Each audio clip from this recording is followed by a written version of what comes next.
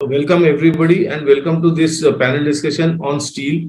The subject of panel discussion is green steel making, how near, how far. So before we come to this today's topic, I would like to slightly give you a brief journey about Asian Metallurgy Show. It started in 1997 as a physical show, ground exhibition and conference. It continued till the time COVID started, and then after COVID, we converted all our events into digital events. So was this event, and since last year, we are doing this exhibition and conference called Asian Metallurgy. There is an exhibition of around 40-50 stands, which is called as Steel and Metal Expo, which is part of Asian Metallurgy. And the other part of Asian Metallurgy is the panel discussions or the daily seminars, webinars, which we conduct on different topics related to metallurgy, not only ferrous but non-ferrous as well.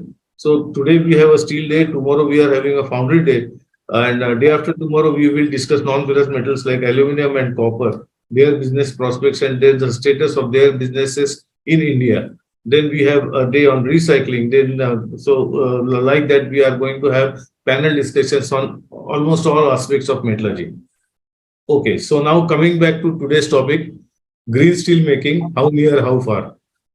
Friends, we have been talking about green steel and reducing the carbon footprint on this globe, Mother Earth, for quite a long time now. And as you know, the iron and steel industry, not only Indian iron and steel industry, but globally, is seen as the biggest contributor to this carbon footprint. So naturally, people talk about how we can reduce the carbon footprint from steel processing, how we can reduce the emissions, carbon emissions from steel making and steel processing, mainly steel making. So this was the subject of today. This is the subject of today's discussion, and we have been talking about this reducing the carbon emissions and making. In fact, we have been talking about making steel making using hydrogen instead of carbon. So all these things are there. And to discuss this topic, we have very eminent personalities here who are at the helm of the affairs and who are leading this journey. So I would like to welcome Mrs. Neha Verma, Director in Steel Ministry, who is actively working on this project. Welcome, Neha Madam, and thanks for sparing some time with us and sharing your views. We would like to hear from you what government policies are there to encourage this reduction in carbon footprint and what is the journey we are on. So thank you very much for joining us. Welcome. Then we have Mr. D. Kashiva. Mr. D. Kashiva is Director General in Steel Sponge and Manufacturers Association. And before that, as we all know, Mr. Kashiva has spent lot of years, around I think 35 years in Ministry of Steel India as industrial advisor. So and Mr. Kashiva has been actively working on this project as well. So welcome, Mr. Kashiva, and thanks for joining this show. We would like to hear from you your experiences in sponge industry and otherwise about the reducing of carbon emissions. And we have Mr. Rajib Paul from National Institute, Director, National Institute of Secondary Steel Technology, the institute has been working and conducting some projects regarding reduction in carbon emissions in the iron and steel making. So, warm welcome, Mr. Rajib, and we would like to hear from all of you regarding what is happening on this front, how we are going to reduce the carbon footprint. Are these hydrogen using hydrogen is being commercialized? Can it be commercialized? Whether it will be commercially viable? When it will be commercially viable? All these questions are there. And I would like to start with Mrs. Neha Verma, and because she has to, I think, go for some meeting, she requested me. And so, please, Mrs. Verma, I would like to have your initial perception, initial thoughts on this subject. Mrs. Neha Verma. So thank you so much, Mr. Chandekar ji. Thank you for inviting me here and giving me a chance to speak to the August gathering in this online forum. As you all know, very well aware of that, steel is a hard to abate sector, and the steel sector contributes to about 12% of the total carbon emission of the country. Okay. And in India, we have a carbon emission intensity of the steel sector standing at around 2.55 tons of carbon dioxide emission per ton of crude steel. And I would like to tell you why, and this is a little higher on a higher side compared to the world average. And why is it so? It is because of the various techno-economic factors as well as the kind of resource availability we have in India, and mainly due to very limited scrap availability worldwide. Around 35% of steel is made through scrap, but in India we are limited to almost about 20%. And then high cost of natural gas and low availability of natural gas. Although it's more available in the Western countries, we don't have this resource at our hand. And then the iron ore, which is available in India, is not of very high grade, which again leads to high emissions. So these all factors lead to high dependence on coal. And that's why the carbon emission intensity of our steel sector is quite high. But on the other hand, you also know that steel is a backbone of any economy. The growth of this sector is imperative for the growth of this country. As you again know that hundreds and lakhs of crores of infrastructure projects are in pipeline in the country, which are projected to create enormous demand of steel in India by 2030. Hence, our national steel policy of 2017 envisages to double the production of our steel production capacity from 154 million ton currently to 300 million ton by 2030. So striking a balance between steel industry's ambitious capacity enhancement target and India's net zero COP26 commitments is quite challenging. The steel sector is highly capital intensive with long-term technology lock-in, thus locking in the emissions inertia. Any capacity expansion by use of legacy technology and conventional feedstock will not only jeopardize our achieving of our net zero targets, but may also lead to stranded assets in the future. So thus criticality and urgency of situation need to be addressed through a robust strategy for decarbonization. And as you all know, India has a diverse mix of processes, technologies, and feedstock in steel making. We have both blast furnace and basic oxygen furnace making crude steel, as well as we have another route called DRI, direct reduced iron, and EF or IF route for making steel. So, and all these are very, very coal intensive right now. So ultimately our target is to transition from the fossil fuel intensive BF process or coal-based DRI-EF or IF process to gas-based DRI-EF with increased usage of scrap and renewable energy, along with the use of breakthrough technologies of carbon capture, utilization and storage, and green hydrogen in steel making. This is what coal promises for the future transition.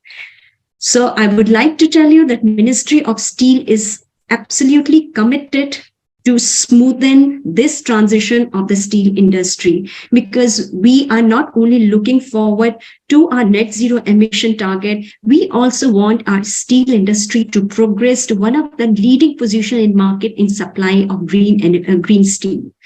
So we are working on a policy document which devises strategy, roadmap, and action plan for the decarbonization of steel sector. And we are working on solutions ranging from carbon minimization to carbon avoidance, as well as carbon utilization. We are also trying to set up mandates for carbon emission reduction target. We are at 2.55 and we are chalking out a whole roadmap from current year up till 2070, which will mandate the industry to reduce their carbon emission target. And we are also going to provide the enablers for it. So as ministry envisages, the green pathway to steel production can be categorized into 5 pillars. First one is energy efficiency. You would already know that steel industry are across India, and especially in ISP, are using energy efficient technologies. We call them best available technologies or BATs to reduce their consumption of energy efficiency. But still the penetration is not quite high, and especially in SSIs, the secondary steel industries. So our purpose is by 2030, we should have a very good penetration of all the available energy efficiency technologies so that our energy consumption itself reduces, and that will help us quite a bit in reducing the overall emission. And this is quite achievable with the existing technologies itself. Then our second pillar is a focus on renewable energy. And as you just mentioned, you also mentioned about renewable energy. This is again a low-hanging fruit because the technology is available right now. It's just providing a proper ecosystem and proper policy landscape to be able to use this renewable energy in the industries. And we have kind of done a basic maths, and what we have figured out that by using energy efficiency techniques as well as use of renewable energy in the steel plants, we can bring down our emission intensity easily by 20 to 25% by 2030. So and ISPs are being encouraged to produce their own renewable energy through solar power plants, etc. But for SSIs, for the secondary steel sector, dependent on DRI EF route, and EF is more energy consuming, more electricity consuming compared to ISP. We are also kind of looking at the cluster approach of providing them renewable energy. And the third pillar which I can talk about is of material efficiency. So again, as you would know, there are a lot of knowledgeable people right now present here, that pellets decreases the use of coal and energy the coal need. So we are also looking towards production of steel through pellets rather than through iron ore. So that is another step, and definitely scrap reduces the carbon emission drastically. Up to 80% carbon emission can be reduced if we use more and more of scrap. So there is a very, very strong focus on circular economy right now. The circular economy division of ministry is working very closely with MORTH as well as NITI Aayog to increase the availability of vehicle scrap and by effective implementation of vehicle scrapping policy. So we are very hopeful that by 2030, there will be a much improved availability of scrap for the steel industry. Now, the next two, these all are very doable, very achievable. It just, again, as I just mentioned, we need a right approach, more of a coordination and a policy framework is required here. Next two things I'm going to talk about are little difficult over the horizon. So one is green hydrogen and another one is CCUS. Green hydrogen is very, very important for the transition because, as you know, carbon is a reductant, and why is the steel sector so high in emission intensity is because we are using carbon not only as a source of fuel, but also as a reductant. And hydrogen, thanks to its chemistry, can replace carbon for this functionality as a reductant. So there is a very, very high potential of decreasing the carbon emission from the steel industry by use of switching over to green hydrogen. In India, blast furnace through blast furnace, we are making about 68% of steel. And in the blast furnace, without much change in technology also, we can replace PCI to the extent of 15 kg use of green hydrogen. We can replace PCI by green hydrogen and thus have potential to reduce the carbon emission intensity of the blast furnace by 20%. This is, of course, theoretical. We need a lot of experimentation and pilots and doing it practically on the field, but at least theory says that there is a scope of using green hydrogen right now in the blast furnace itself. And similarly, in the DRI route, as you would know, the world over, there has been experiments and pilot projects which are making DRI with 100% use of green hydrogen and renewable energy, thus having a zero carbon footprint. So that's a potential, that's a possibility. But right now for industry till 2030, what we are focusing is to blend green hydrogen along with natural gas in the vertical shaft wherever the DRI is made through the vertical shaft or gas-based route. So these are the two pathways we are emphasizing right now. But yes, we are looking forward for technological collaboration for 100% green hydrogen DRI process.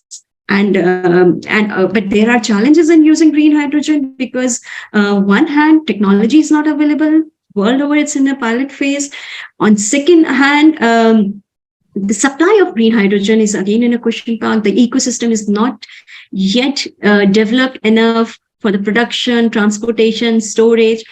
MNRE is really working towards a solution, and we have also been in touch with MNRE, and we are requesting that steel be given a priority in supplying of green hydrogen. And also we have requested MNRE to develop a cluster approach to provide green hydrogen to our secondary steel, to our smaller steel players in a clustered manner. So this is one important step which ministry is taking. And then talking about deep decarbonization efforts, carbon capture is a very, very important solution for Indian steel industry, because our large capacity depends on blast furnace route, which can never go to 100% zero emission with the current technologies, because coke is very, very internal to the process of steel making. So ultimately, the blast furnace emission reduction has to take place with carbon capture, either utilization or storage. Again, we are exploring all the possible pathways. There are a lot of experiments going on, and we are supporting any kind of experimentation, whoever comes forward to it, and we will be very keenly looking forward to joining hands in this approach. So this is what right now I'm talking about, how the producers can produce green steel. So this is all the supply side. Talking about the demand side, Ministry of Steel understands that unless we create a market for the green steel, there won't be enough intensity for this industry to transition to green steel production. So for that, first of all, we find it important, after having a lot of dialogues with the stakeholders, having a lot of consultations and engagement with the industry people, we have found out that foremost requirement is to define the green steel, have a taxonomy of green steel, and which we are working on. So we'll be soon coming out with some paper, and we'll be discussing more intensely with the various stakeholders.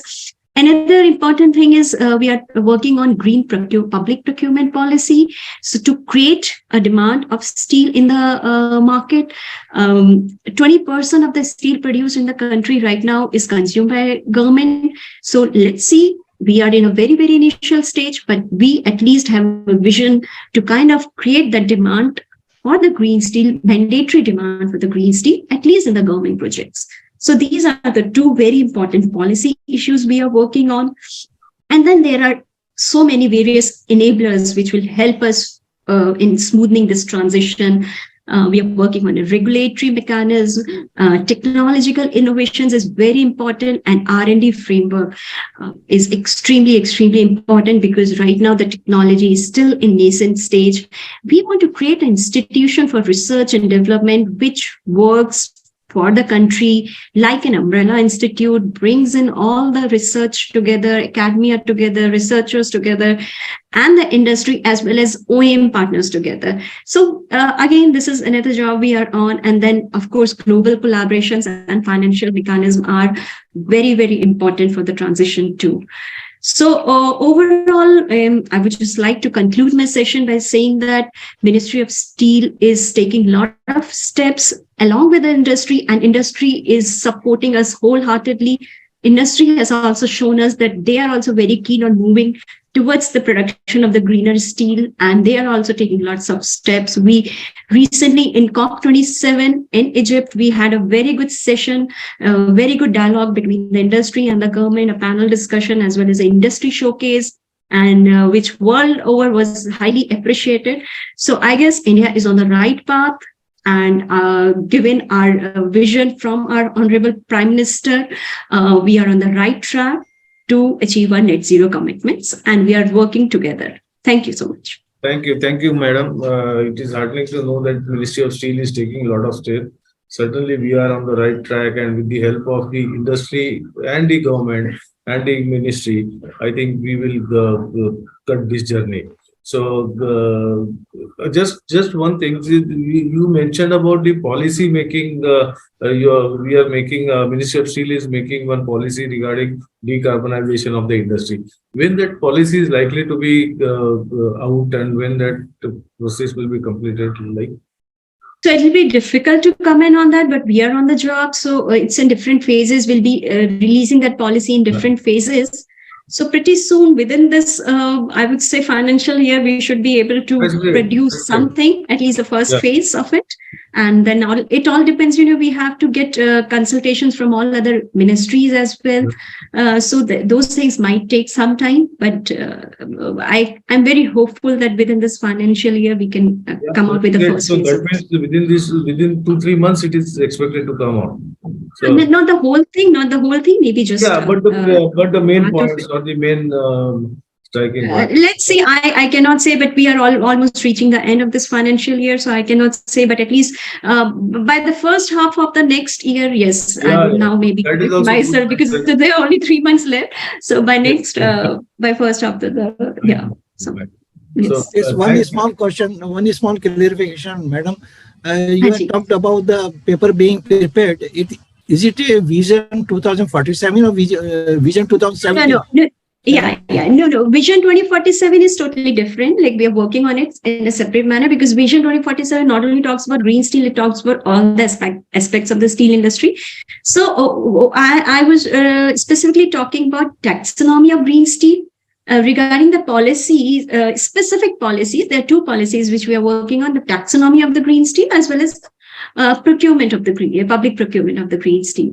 So these, and of course, Kashiva ji, once we are through with our homework, we'll be contacting you as well, because you are a very, very important representative of the DRA industry. So nothing will be done without your consultation. So you will be in loop, and you'll be expecting a call from the ministry very soon. Thank you. I will be always available. Thank you very much. Yes, thank you so much.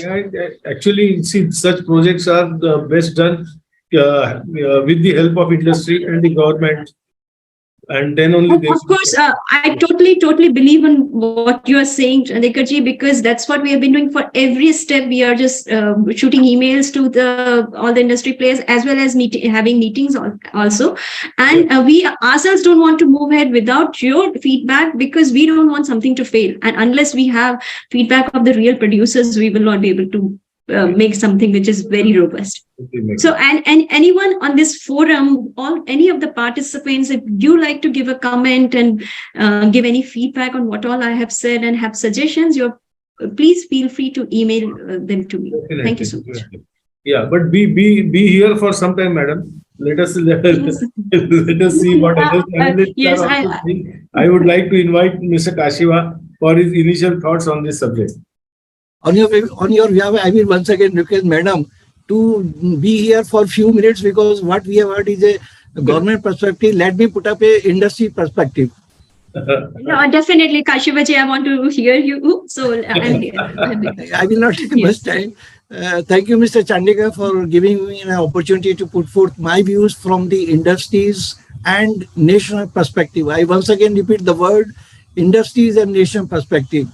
I would also like to congratulate you to select a very, very relevant topic, which is not only under focus in India, but also globally. It is being discussed, debated, roadmaps are being prepared. So you have taken a lead. It is and to sensitize our participants, to the government officials, and to the associations also. Thank you very much. I will be talking specifically about this topic, what are the near and far after some time. But let me just first talk about the goal setup, the target setup by the government of India.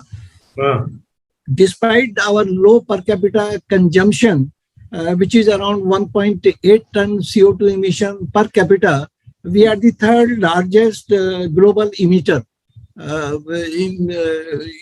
Then we are also committed to reduce our power generation capacity from 50% by non-fuel resources, and that way we have committed in the COP 2026 to reduce our emission by 45%. And the madam has just briefly talked about the targets in steel industry. We all know that the National Steel Policy has fixed up a target of from the level of 2.6 ton of CO2 emission to the 1.7 ton by 2030 and 1.31 by 2047. Madam is aware that industry. Kashiva, I'm so sorry. You were saying something which is very important. Can you please repeat? I had a call from her, so I had to take a very urgent call. Just now, what you repeat? What I was just telling to the audience that before I come to the topic, I just wanted to talk about the targets, and then we will follow what action is required to be taken, what are the problems, what are the hindrances to achieve these targets. So I was telling him that despite the low per capita consumption of which is around 1 tons CO2 emission per capita, we are the third globally largest emitters. Secondly, we are committed to reduce our power generation capacity by 50% by the non-fossil fuel, which will have the reduction of 45% from the level of 2005. Then Ministry of Steel and Niti Aayog and Government of India also has fixed up a target to reduce for steel industry to reduce from the 2.6 ton of 2017 policy as it was envisaged in National Steel Policy 2017 to 1.7 ton of CO2 emission per ton of the crude steel by 2030 and 1.3 ton by 2047. You had a discussion with the industry, and you are aware that industry has a certain reservation to achieve these targets from the existing. Can I just please intervene? Can I please intervene because you're quoting ministry? So 1.7 by 2030 is not yet officially out. Like we had initial discussions, we are not standing at 1.7 for 2030 right now. So unless this policy document comes out, which has a vetting of everyone, we will not quote this figure, right? So right. Yes. I've quoted this figure as per the draft of your Vision 2047. I've taken this figure from there. Anyway, but the targets are very stiff, but we have to achieve. We have to jointly work together to reduce our CO2 carbon footprints. Now, coming back to the topic says green steel making. How near? How far? Yes, it is very near. It is also very far. It is very near in the sense that if we increase without any changes our steel scrap consumption from the current level of 25 million tons to say 200 or 250 million tons, then without doing anything, we can substantially reduce our carbon footprint. But are we going to get this kind of the scrap from national or international sources? I have my doubt. By 2030, we may, even if we have a 10%, 50% growth, we are not going to cover 70, 80 million ton. JPC has commissioned one agency to find out what is the availability from domestic sources. We all look forward to know the finding of that. I think PwC has been commissioned. We look forward for their recommendation of what is the status. But as per the unconfirmed sources, because the scrap collection is not fully in the organized sector, there is a feeling that domestic scrap generation is from 22 to 25 million tons in India. We are importing on an average 6 to 7 million ton average. This year, we may cross this 7 million ton because a new trend has started in India rather than the container mode of import. We have started importing in the bulk manner. So that reduce our cost of scrap import. But the point is that whether the globally scrap will be available. I was reading yesterday in some newspaper report that a consensus has been arrived in the European Union to completely ban the certain recyclable item where the steel scrap is also one of them. And this is in yesterday's newspaper. So and then apart from that, entire world is moving through the scrap and EF route. So scrap availability from the international sources will definitely shrink further. There will be more restriction. So we have to increase. We don't have any option but to increase the scrap availability from domestic sources. Neha ji have spoken about the vehicle scrapping policy. We have got 3 scrapping yards, and as per my information, 2 of them are heavily losing the money. They are in the red. Secondly, the scrap availability from the Tata, Haryana, they are self-consuming, that is not available to the secondary sector. This is going to happen. Some of the steel producers are also thinking to set up the scrapping yard, but that will be for self-consumption. So availability for the second sector is going to be the big challenge. But anyway, it is very near if we increase the scrap availability. Now, how far it is? I have partly discussed how far it is. Scrap availability is one of the reasons, and secondly, the sponge iron. As I said, scrap availability in India and globally is going to be very, very restricted. So what are our options? Our option is to switch over to have another substitute of scrap, which is DRI. Now DRI, we have got three options before the country. First is to opt for the syngas route of feeding our vertical shaft furnaces to set up the vertical shaft furnaces. Last week, Ministry of Coal under the chairmanship of Secretary Coal has organized a meeting where Neha ji was also there. And apart from that, big potential investors like Adani, Ambani, Hindalco, CIL, Fertilizer Corporation of India, Thermex, all were there. But the impression which I got is no one has committed, no one has shown any willingness to immediately make the investment for producing the syngas. On behalf of the industry, I put forth my view that as far as the Indian steel industry or steel DRI industry is concerned, we will welcome any move to have a merchant syngas plants, at least in the clusters of DRI or in the cluster of where the iron ore is available. I'm looking forward for the minutes or for the action plan of Ministry of Coal. But as far as the investors are concerned, the Adani Ambani Group, which are talking highly, daily there is a news item about the green hydrogen. I have not come across to any news item where they have shown the willingness to opt for the syngas plant. So syngas at the moment, I feel is completely ruled out from the DRI perspective. And one more angle, even if it is made available, how we are going to make use in the huge coal-based DRI capacity. It is a matter of the R&D. How much coal can be substituted by this syngas if it is made available at an affordable price at my gate. Not that the syngas is available in the Odisha and I'm working in the Raipur.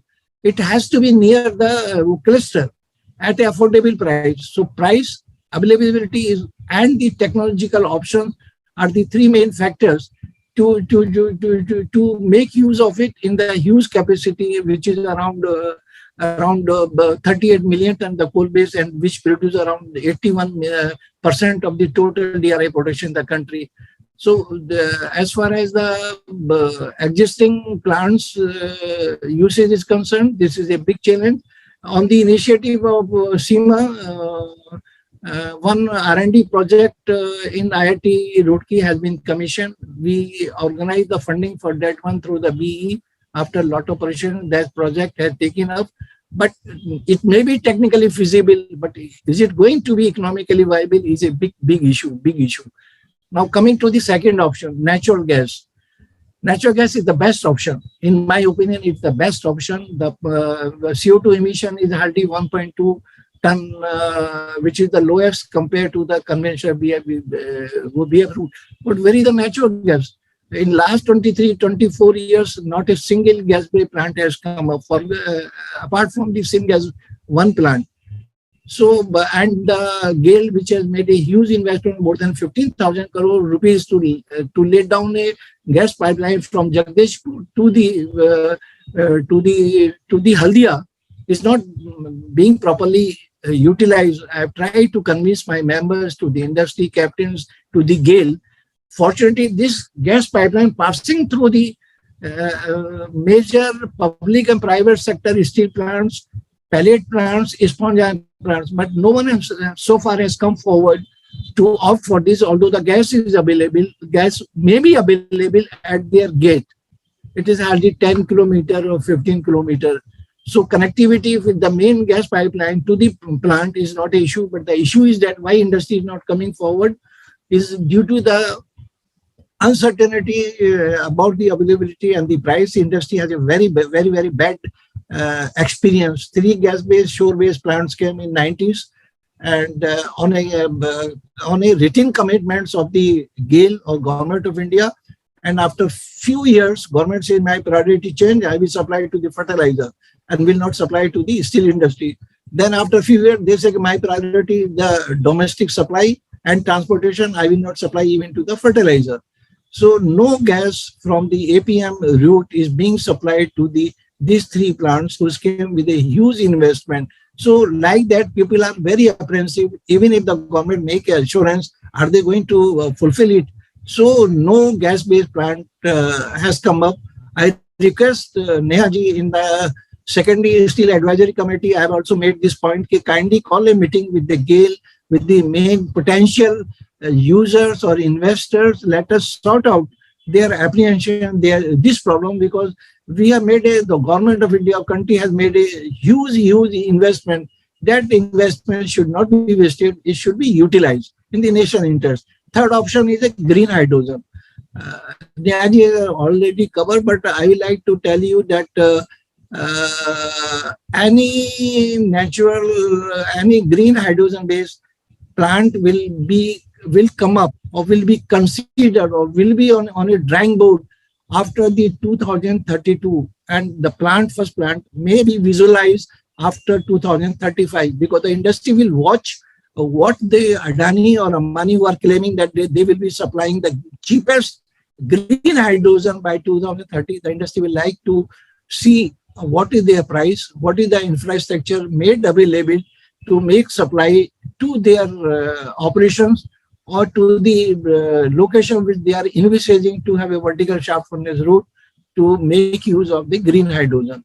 Green hydrogen definitely has got a much more potential in the DRI making rather than the conventional blast furnace. Nehaji has already said that, and as per my information also, we can reduce 10 to 15% PCI or CDI at the sale still have that absolute technology of CDI.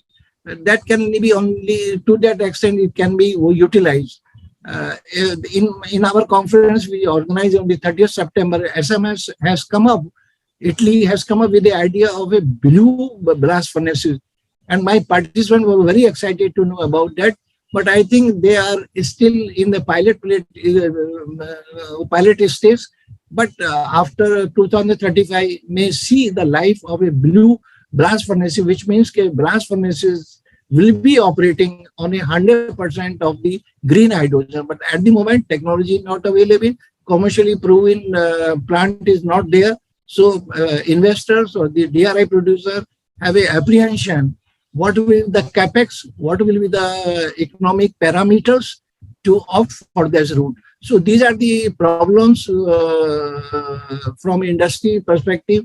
Industry look forward for a structured action plan or roadmap from the Government of India to sort out these issues so that this apprehension may be taken care of and India will march to achieve the targeted level of production. Thank you very much. Thanks, Kashiva sir, for your initial remarks and very knowledgeable speech. And you have got the insight of the subject, of course, dealing with the industry and being representative of such a large group like Sponge and Manufacturers Association. So you are absolutely on the command of the subject. But I can tell you that apart from all these timelines and policy making, what is very important is also the technicality, also the metallurgy involved in the whole thing. Whether we are successfully converting the steel making process from carbon based to hydrogen based, that is something our metallurgists have to tell us. And there I would like to involve Dr. Rajib Paul, being director of such a eminent institute like the Institute of Secondary Steel Technology. Sir, Mr. Rajib, you give your initial thoughts also on this the line, and also tell us at what stage these experiments are there to convert steel making from carbon based to hydrogen based using natural gas in steel making. How far this is viable, and then I will come to the question how far this is commercially viable. That is also very important, because all this policy making will be done. We will be set all the parameters and incentives, and all these schemes will be there. But unless it is commercially viable and unless it is technically viable, the whole process cannot lead us anywhere. So I would like you to comment on this. What, if at all, there are any experiments going on in our lab, in institutes like NML or any other institute, in your own institute at Mandi Govindgarh, what all experiments are going on, and they are at what stage? Mr. Rajib Paul. Yes. So Mr. Rajiv, can I just take a few seconds? So I would love to hear what you are going to say, but I'm so sorry. I have a parliament session questions with me. So I am going to take Mr. Chandekar, your leave, and I'm going to exit right now. But thank you so much. Thank you so much, Mr. Thank you. Thanks for coming on this show. And Neha, I will send you the recording of this show. Please hear that recording so that we can all work together for this goal. Thank you very much. Yes. Thank you. Thank you so much. Thank you. Yeah, Mr. Raju, please. Yes. I want to start with most important thing that steel as a metallurgist, if you talk about, it is a alloy of iron and carbon. Yeah. And so the carbon plays a very vital role. And if you see a reduction of iron ore from iron ore to steel, it involves first and foremost the first choice from time immemorial, it was carbon only. Yeah. And now, if you want to replace carbon with hydrogen, first and foremost, the technology has not been established yet. The DRI shaft furnaces, the modules like Midrex and HYL, whatever technologies which are there now, it is a partition between carbon monoxide and hydrogen. So here we want to increase it to the 100% hydrogen. Okay. But if you go by that, then actually, then what will happen? The DRI will be produced till a particular reducibility. And after some time, Kashiva sir. Hello. Yes. Yeah. Please put your mic on mute. Yes, Now, if you see the steel makers, when they get the iron DRI from the iron makers, they basically look forward to a carbon of 1.5% combined carbon in the DRI, and that is in the form of Fe3C. That means that is ferric carbide. Ferric carbide actually helps in the melting process. And if you have higher carbon content, you blow oxygen, and you are able to in a particular in any ultra high power furnaces nowadays, you can easily make 35 furnace more than 6 or 7 heats in a day. So the energy consumption is very high. Now, if you want to use hydrogen, to what extent it will be, means the quality, what will be the quality of a DRI is now a question mark, because pilot plants are not basically has not shown any roadmap. So I think it will take some more time for experimentation. The laboratories are not yet geared up to use hydrogen. And also, even if you ask lab scale, we want to make do experimentation, then where will the hydrogen come from? So you have to have electrolysis, you have to have a huge quantity of hydrogen, then you have to do trials and a lab scale, then pilot scale, then industrial scale. Then it is very time consuming. Even the Western countries have not yet fully done this experimentation. And now, in the Indian context, if suddenly you make hydrogen available to the secondary steel sector, so what will they do with the hydrogen? Our hydrogen, if you cannot put hydrogen or even carbon monoxide or any natural gas into the coal-based DRI plants. So there also there is a lacuna. And now, if you want to decarbonize the iron and steel sector, the main focus will be always in the iron making segment, not the steel making or the rolling. So here, basically, if I see the now, if I want to talk about the coal-based DRI plants, coal-based DRI plant, I consider DRI as a byproduct of the DRI kiln, because 30% of the coal is used for making DRI, 70% coal goes for electricity and other basically electricity generation. So, and also if you see the DRI kiln, only the 30% portion of the DRI kiln is occupied with carbon, with coal and iron area, and the plants are very costly. If you see the commercial viability of a small DRI kiln, small DRI gas-based DRI shaft furnace is still not available in the market. So if I talk about gas, if I talk about hydrogen, then this particular technology, you have to go at the minimum size is maybe 0.8, 0.9 or 1 million ton.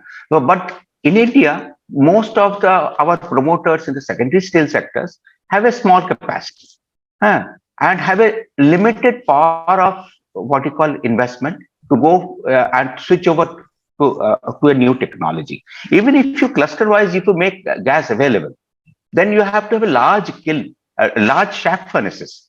So that large shaft furnaces, how will it come, is still a question mark. Now another thing, we are talking about scrap. Now my point is that why India cannot import scrap, and why the exporting countries will be stopping export of scrap, because scrap, steel scrap is now a raw material, is a commodity. There are many countries like UK, US, they produce huge quantity of scrap. Why? Because they are like US, they are producing about 100 million ton of scrap, 100 million ton of steel for the past, I would say about 60-70 years. 60-70 years, they are producing 80 to 100 million ton of steel, and this all steel is going into their development processes, and that steel is coming out as scrap when they are means what you call renewing their bridges, renewing their buildings, everything. That scrap is automatically coming out. And another most important point is that why many of these countries are not melting scrap? Because electricity is very costly. It is not viable to put up electric arc furnaces in UK, because the electricity, what you get here, power at 8 rupees per kWh or 9 rupees per kWh, if it is 40 rupees per kilowatt hour, you cannot melt scrap. You have to sell that scrap, let others make the steel, and and then automatically India will get the scrap if our electricity cost is less. And like if you see, there is a relationship between scrap and rebars, that TMT. Always the scrap prices is about $80 to $100 less. So that is scrap into TMT and put into the market. That's what many of the countries do, like Turkey or the Middle East or many other countries who melt scrap. So if you find in that perspective, scrap will surely be available across the world, and we will be able to import scrap. So we have to make we have to do that bulk importation of scrap instead of containerized scrap, what Kashiva ji was telling. Yeah. And it is a cheaper process. And another thing, if you see I always take the example of Turkey. Turkey doesn't have so much of scrap. They make about 40 million ton of steel, out of which 20 million ton comes from scrap. So let us start using scrap, and then let us look forward to scrapping our own vehicles. See, vehicle scrapping has a concern for for we Indians, because there are a lot of India. We have the per capita cars. What that poor fellow will do? Suppose a person has retired now at the age of 60, and now his car has also gone into end of life, and you have scrapped it. Then he loses his vehicle. He cannot afford to buy a new vehicle. He won't get loan. So that is also a concern for this for our general public. So we have to be a little bit conscious about what you call our population, our what you call the masses, and see, like, we cannot catch that, pick up the vehicles, scrap it, and people start losing their own cars and this and all. So that is also a concern. So here we need to see how well we can devise ways of scrapping vehicles. See, if my car has become old and they take it away, I cannot afford to buy a car. So I cannot go back to buying a cycle or do certain things. So that is so people don't think in that fashion. And now so we talk about green steel, everything. The steel is a necessity. A steel is no more a comfort or anything, and steel is required for the development of a country. For the advanced countries, they have almost completed this. They don't have high value activities. They will use small quantity of steel, but manufacture a high value equipment. So this is the way they have gone into the, not from the what you call the nation building, capacity building, to the expertise stage they have moved. So we are still moving, and now we have to think. Another thing which I want to talk about the green steel, about the electricity part.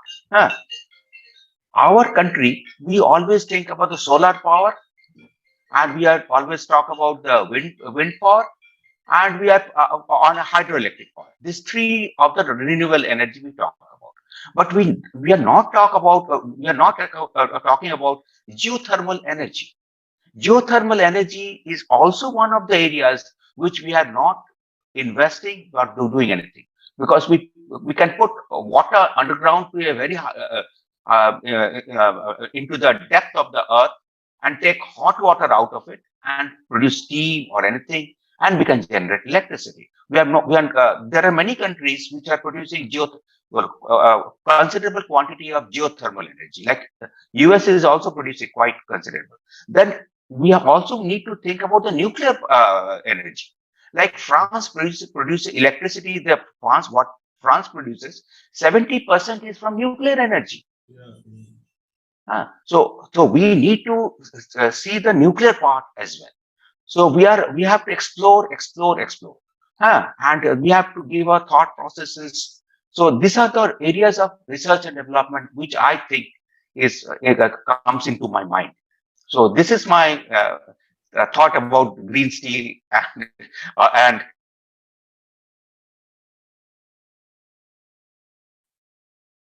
Very, very, very well spoken, Dr. Rajib, and it really gave us an overview of the whole situation on technological side, and which is very important, because unless and until we solve our technological equations or technological bottlenecks, I don't think we can go ahead in in this journey. Maybe how many policies we make and how many roadmaps we make, that doesn't matter unless we solve these technology issues. So, Mr. Kashiva, you have to say something on this, because I feel for one that unless we solve these technological issues, we can go very little forward making policies and making roadmaps and giving calculations and percentages. But these technological issues are of vital importance, and unless we solve those issues, how can we go ahead? Your thoughts, Mr. Kashiva? Yeah, I fully agree what Mr. Paul has said, but only a small observation. He said that power cost in Europe, particularly the UK, is very high, so they may not be utilizing so much scrap. There I differ slightly, because they are also working on a RE. And the other source, they may not be entirely depending on a gas-based power generation or a coal-based power generation. They are aware of this thing. They also know okay, their green steel will be costlier compared to the India. But that costlier will not be purely because of the OPEX. It is going to be because of the CAPEX. When they dismantle their conventional production facilities and install the R furnace or a green DRI, definitely their cost, finance cost will be much higher. That will make them uncompatible compared to the India and all that. But for that, they will definitely have some regulatory mechanism. So power cost, because the power cost is high, they will not be used the scrap. Their high little bit differ from Mr. Paul. Otherwise, it's an excellent presentation. What he said, the technical issues, which are yet to be sorted out. I fully agree with him. I fully agree. Yeah, and sir, what about the commercial viability of the whole thing?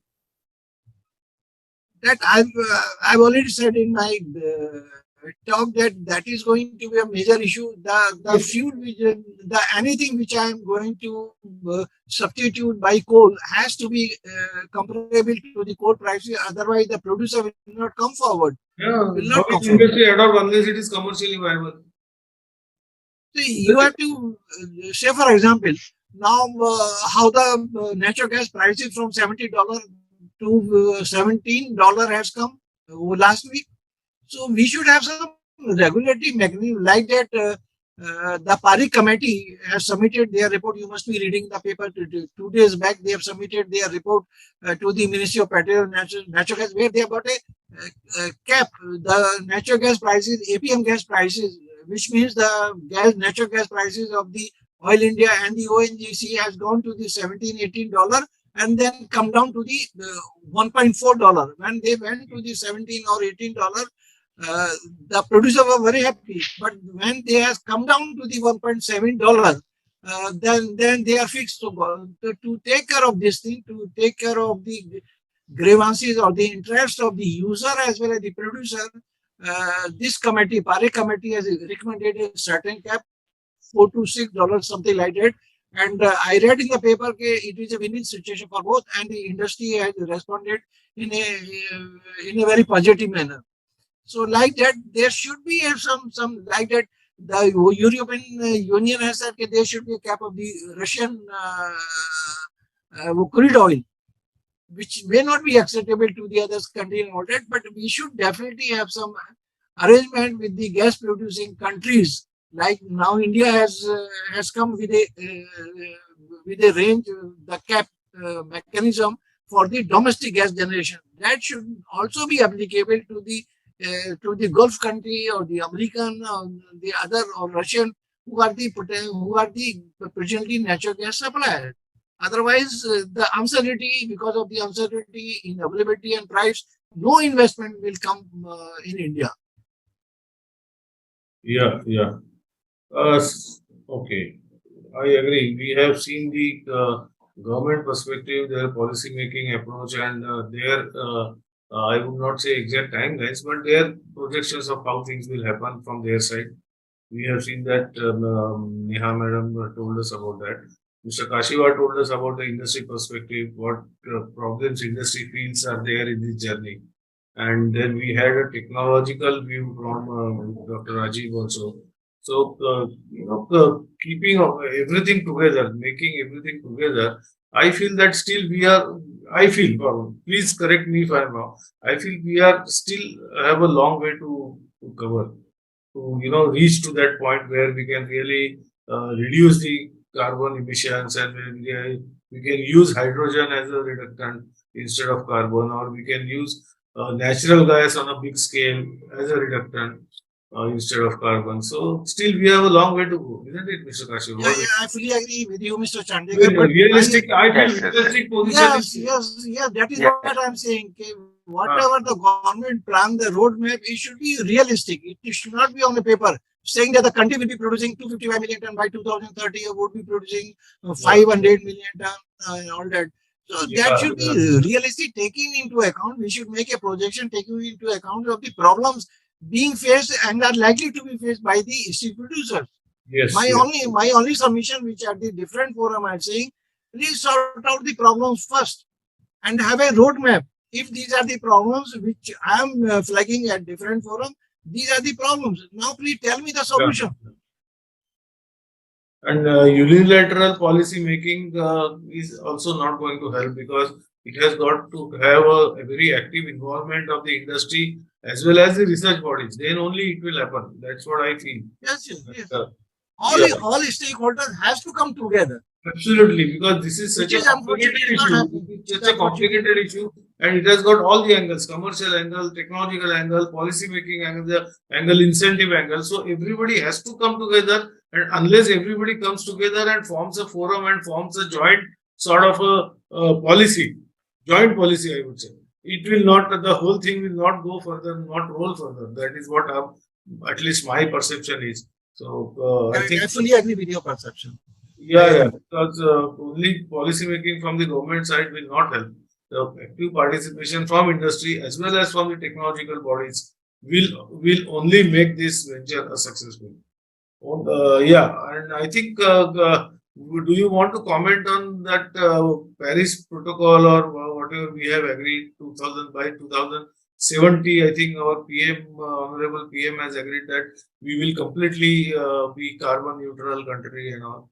तो Kashiwa जी कुछ उसके बारे में we can achieve the major problem. We have got a, say for example, to reduce the thermal energy by the renewable energy, where we are the cheapest producer in the world today, but we don't have a national grid. Okay. We don't have a national grid. We don't have the storage of that energy is going to be very, very costly. So no induction furnace operator or the electric arc furnace operator are coming forward. Yeah. So the government has to sort out this. We have got an opportunity. RE is the cheapest in the world, and as per the power minister, will continue to be the cheapest in the world. And you might have read yesterday or day before yesterday, some big company has said that we will be buying the green hydrogen. Some Airbus has said that we will be buying the green hydrogen from India in a time to come. So the entire world is looking to the claims made by the Adani Group or the Amani Group or the Ministry of Power and M&RE, where they are saying, they are record to say that our electrolyzers and the green hydrogen will be cheapest in the world. Consequently, the green hydrogen will be cheaper. As I said in my address, the industry will first look forward for 2 years. If they start producing the green hydrogen, where is the infrastructure, what is the price, what is the commitment to supply on a regular basis, because the steel industry cannot be switch on, switch off mode. They require on a continuous basis. So we have to watch with our fingers crossed. What is going to happen? Just making a paper. Yes, absolutely. Let us understand that. Is not going to believe it. I want to comment here also on the green hydrogen. See, if India is will be one of the cheapest green hydrogen producer, then what will happen if the rest of the world is producing it costly? They will then our producers will try to sell it to the highest bidder. So our will be exporting green hydrogen instead of using it in the country. So India has to again ban export. We have to put export duty on green hydrogen. So all those things will complicate the things. Anyway, so see, let us understand that our honorable Prime Minister wants us to take the leadership position. Yes. Reducing the carbon footprints of on the globe. So let us come together, and I'm telling you, the world is looking at India today. Yes. All respects, the world is looking at India not only for reducing carbon emission, but in so many things, so many basic fundamental things. World is looking at India. So let us grab this opportunity. Let us work together and see that the carbon emissions are reduced in iron and steel industry. Of course, everybody is working to their best capacity in their own role, and so let us come together and make this happen. Any last comment? Unless there is a last comment from Mr. Kashiva and Dr. Rajib, I will say let us. Yeah, I just want to talk about the coal gasification. Coal gasification technology in India, we don't have any indigenous technology first. And secondly, the technology should be reliable, robust, and viable as well. So this is also a cause of concern. We have a lot of coal, everything. But many of the promoters looking forward to have coal gasification.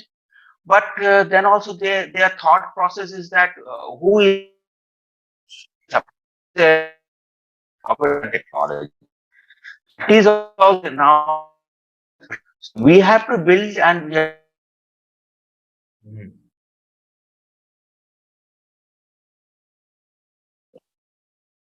R&D. We have to spend money in R&D, considerable amount of money in R&D. Until unless we do, then we cannot buy those technologies. I will add only one thing what Mr. Paul said. On a commercial scale, I will add the word commercial scale, it is not available. As I've said, last week I attended a meeting organized by, which was chaired by Secretary Cole, and all the senior representatives from the Adani, Ambani, Hindalco, there, no one has committed that, shown the willingness to set up either merchant or captive syngas waste plant. Chairman CIL offered that we have already have a very proactive policy regarding the allotment of the coal block or cost sharing, 50% cost sharing basis, and they have reserved around 100 million ton of coal exclusive for the syngas. But where is the investor? Where is the producer? No one is showing any willingness, because the reason is that what Mr. Paul said, commercially available proven technology about the gasification is not there. B, the capex is so high that makes any DRI or steel operations unviable. Absolutely. In that meeting, I was sitting in between the Thermex CMD, MD, sorry, Mr. Bhandari, Ashish Bhandari, and on my left side was the senior executive from the BHEL who claimed that we have a technology we have developed 20-25 years back, and then government came out that this is very costly proposal. We were operating some plant, fertilizer plant somewhere in the Jharkhand or Bihar, and government said no, this is very costly route. You switch over to that one. So otherwise we have a technology. Manaka sir, if you have got a technology commercial program, why you have not spoken? Why you are not giving the technology? Why you are not offering your technology to the potential investor? So then, इसी तरह से Mr. Ashish Bhandari, he said that they have got a 1 kg pilot plant syngas generation. They wanted to upscale to the pilot plant of 5 kg. And he says, I can supply the technology to Mr. Kashiva's industry. Where is the commercially proven scale technology? From drying board to the R&D or the pilot plant, is that can be upscaled to the industrial level? So my humble suggestion is that since I have an advantage of working 10 years as a different ministry plant and then government of India, I am aware of both the sides. So sometimes, yes, my observation may not be welcome, but I talk from the country's perspective. As I said in my opening remarks, I will be talking from the industries and the national perspective. Great. So, thank you. Yeah, madam, thank you. That ministry will be taking help of Mr. Kashiva and also Mr. Dr. Rajib and NISST and all that. So, I would like to stop here by saying that even if the road is long and bumpy, we will all pass through it, and together we will achieve our goal. Thank you very much for all the panelists. Thank you. Shivaji, Neha madam, it was a very absorbing discussion, and especially for a industry person, it was very educative, very informative, and very path-showing discussion, I would say.